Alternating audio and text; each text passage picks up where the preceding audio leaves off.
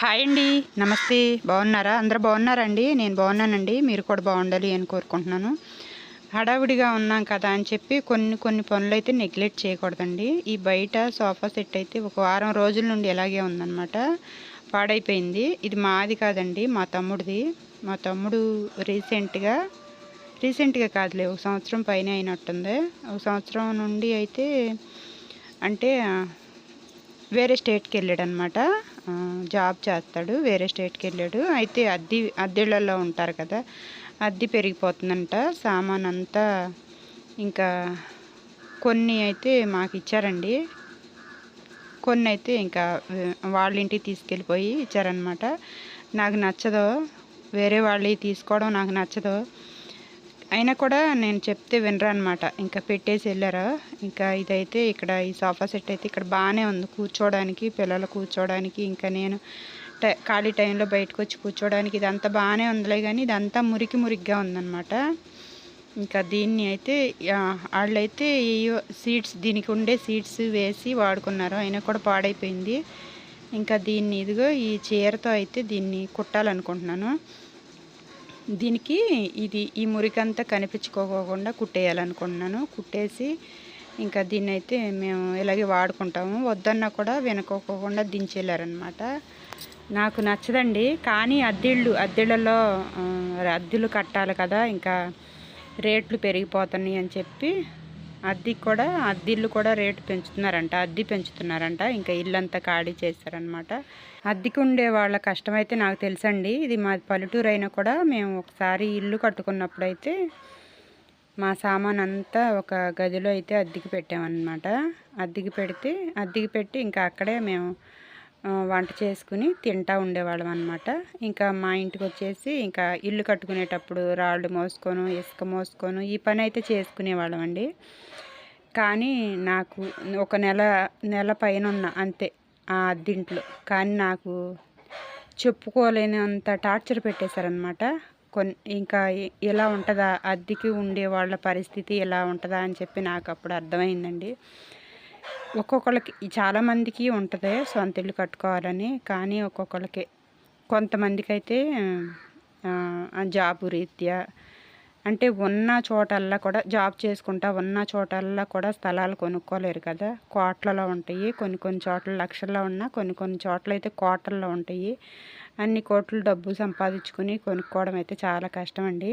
కానీ తప్పదు, కొన్నిసార్లు అయితే అద్దెళ్ళల్లో ఉండాలి. కానీ కొంతమంది టార్చర్ చూపించేస్తారనమాట. నేను పడ్డానండి, ఆ టార్చర్ అయితే నేను పడ్డాను కాబట్టి ఇంకా తాటేకిల్లు అయినా సరే మన ప్లేస్ మనకు ఉండాలి. ఆ తాటేకింట్లో ప్రశాంతంగా బతకొచ్చు అని చెప్పి నాకు అర్థమైంది అప్పుడు. మేము చాలా రోజులు తాటేకిల్లు పైన తాటేకేసుకుని చుట్టూతో కూడా కొబ్బరాకులు, తాటేగులు, పరజాలు కట్టుకుని ఒక్క గదిలో అయితే మేము ఒక 2 సంవత్సరాల వరకు ఉన్నాము. నాకు తెలుసండి ఈ అద్దెలకు ఉండే వాళ్ళ కష్టం అయితే నాకు తెలుసు అనమాట. నన్ను అయితే బాగా టార్చర్ పెట్టేసింది. ఇంకా లైఫ్లో అద్దెకి ఉండకూడదు అనిపించింది అనమాట. ఇంకా అయినా లైఫ్లో అద్దెకి ఉండకూడదు అని చెప్పినా కూడా నేనైతే ఉండను, కానీ ఫ్యూచర్లో నా పిల్లలు చదువుకుని ఎక్కడో చోట జాబ్ చేసుకుని ఉండాలి కదా. కానీ కొన్ని చోట్ల అడ్జస్ట్ అయ్యి బతకాలండి. అద్దెకు ఉండేవాళ్ళు ఎంత అడ్జస్ట్ అయ్యి బ్రతికితే జీవితాలు ముందుకు వెళ్తాయో నాకు అప్పుడు అర్థమైందనమాట. ఏదేమైనా అద్దెకు ఉండేవాళ్ళు అయితే చాలా గ్రేట్ అండి, చాలా గ్రేట్ అనమాట. కొంతమంది సంవత్సరాలు ఉంటారు. నేను ఒక నెల 15 రోజులు ఉండేసరికి నాకు చుక్కలు చూపించేశారనమాట. ఇంకా అప్పటి నుంచి అద్దెకి అంటేనే నాకు పెద్ద తలనొప్పి. అంటే మేము లైఫ్లో ఇంకా అద్దెకి వెళ్ళంలే, కానీ పిల్లల పరిస్థితి ఎలా ఉంటుందో చెప్పలేము. అయినంత వరకు ఎవరైనా కూడా ప్రశాంతంగా కొద్దిగా ప్లేస్ అయినా కూడా కొనుక్కుని ప్రశాంతంగా ఎవరికి తగినట్టుగా వాళ్ళు ఇల్లు కట్టుకుని బ్రతకాలి అని చెప్పి అనుకుంటూ ఉంటాను. కానీ కొంతమంది పెద్ద ఇల్లు కట్టుకోవాలి అని చెప్పి చూస్తూ ఉంటారు. ఎవరిష్టం వాళ్ళదేలే. కానీ ఇంకా మనమైతే వీడియోలోకి వెళ్ళిపోదాం, ఓకేనా. మేమైతే ఒకప్పుడు చాలా కష్టాలు పడ్డామండి. తాటేకి ఇంట్లో ఉంటా కూడా చాలా కష్టాలు పడ్డాం అనమాట. ఇప్పుడు బాగున్నాంలే అని ఎప్పుడు కూడా అనుకోకూడదు. ఎప్పుడు పరిస్థితి ఎవరికి ఎలా ఉంటుందో కూడా చెప్పలేము.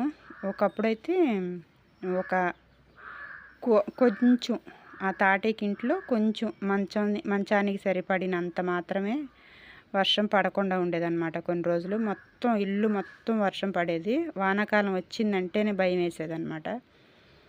అలాంటిది ఏదో ఒక తిప్పలు పడి ఏదో మాకు తగినంత ఇల్లు అయితే మేము కట్టుకున్నామండి. ఇప్పుడు అంటూ ఉంటారు కొంతమంది, ఇంకొంచెం పెద్ద ఇల్లు కట్టుకోవచ్చుగా అంటూ ఉంటారు. మాది వంటగది చాలా చిన్నగా ఉంటుందన్నమాట. ఇంకొంచెం పెద్ద ఇల్లు కట్టుకోవచ్చుగా, ఇంకొంచెం పెద్ద ఇల్లు కట్టుకోవచ్చుగా అంటూ ఉంటారనమాట. నేను లైఫ్లో పడిన కష్టాలన్నీ గుర్తొచ్చి నాకు ఈ ఇల్లు ఉందే చాలు అని చెప్తూ ఉంటాను. నాకు చాలు, ఈ ఇల్లు చాలు, దేవుడిచ్చింది చాలు అని చెప్తూ ఉంటాను. నాకు లైఫ్లో పడ్డ కష్టాలన్నీ గుర్తు వస్తూ ఉంటాయి అన్నమాట ఈ ఇల్లు చూస్తూ ఉంటే. ఏ కాలమైనా కూడా ప్రశాంతంగా, హెల్త్ బాగాలేదనుకుంటే ప్రశాంతంగా తలుపేసేసుకుని పడుకుంటాను. హెల్త్ బాగానే ఉంది, చేసుకోగలను అనుకుంటే మాత్రం వర్క్ చేసుకుంటూ ఉంటాను. ఏదైనా బ్లౌజులు ఉంటే కుట్టుకుంటూ ఉంటాను. అతిగా అయితే నేను ఎప్పుడు కూడా ఆశపడనండి, పడలేదు, పడను కూడా. నాకు చేతనైనంత వరకు, ఓపిక ఉన్నంత వరకు కష్టపడుకోవటం, ఓపిక లేదన్నప్పుడు ప్రశాంతంగా పడుకోవటం, ఇదే నేర్చుకున్నాను నేను. ఈ సోఫాకి కవర్ కుట్టడం అయితే మీకు 8 నిమిషాలు మాత్రమే చూపించాను, కానీ నాకైతే గంటన్నర టైం పట్టిందండి. ఒకసారి కొలతేసుకుని కుట్టి తొడిగి చూశాను, మళ్ళీ దానికి సరిపోలేదు. మళ్ళీ సరిపోకపోతే మళ్ళీ ఆ కుట్లన్నీ కొన్ని ఓపెన్ చేసి మళ్ళీ కొంచెం పెద్దగా క్లాత్ పెంచి, క్లాత్ వేరే క్లాత్ ఉంటే, ఒక చీర సరిపోలేదన్నమాట, వేరే క్లాత్ ఉంటే ఆ క్లాత్ తీసుకొచ్చి దీనికి యాడ్ చేసి కుట్టానన్నమాట. కుడితే ఓకే సరిపోయింది. సరిపోయిన తర్వాత మళ్ళీ ఈ అంచులన్నీ కూడా కుట్టేసేసి, కింద అంచులన్నీ కూడా కుట్టేసేసి ఇంకా దీనికైతే తొడిగేస్తున్నాను. ఓకే పర్లేదు, బాగానే సరిపోయింది. ఈ ఒక పక్కన మాత్రం ఈ వంకాయ కలర్ క్లాత్ ఎప్పుడో తెచ్చిందనమాట. ఎప్పుడో షాప్లో కొన్ని క్లాతులు మిగిలినాయి అని ఇచ్చారనమాట. వాటిల్లో నాకు కొన్ని పనికొచ్చినాయి కానీ కొన్ని పనికి రాలేదు. వాటిని పక్కన పెట్టించాను. ఆ క్లాత్ ఇప్పుడు ఉపయోగపడిందనమాట. ఇంకా దీనికైతే తొడిగేసాను, సరిపోయింది. మురికిగా లేకుండా కొద్దిగా ఈ డార్క్ కలర్ క్లాత్ కప్పితే కొద్దిగా బాగానే ఉంది. గబుక్కుని కూర్చోవడానికి, ఎవరైనా వచ్చినా కూర్చోవడానికి, మేము బయటకు వచ్చి కూర్చోవడానికి కూడా బాగానే ఉంది. ఓకే అండి, ఈ వీడియో ఇంతటితో ఆపేస్తున్నాను. నెక్స్ట్ బ్లౌజులు చూపిస్తాను. నెక్స్ట్ ఇంకొక వీడియోలో కొన్ని బ్లౌజ్ డిజైన్స్ ఉన్నాయి, వాటిని చూపిస్తాను. ఓకేనా? వీడియో నచ్చితే లైక్ చేయండి. Thank you, bye.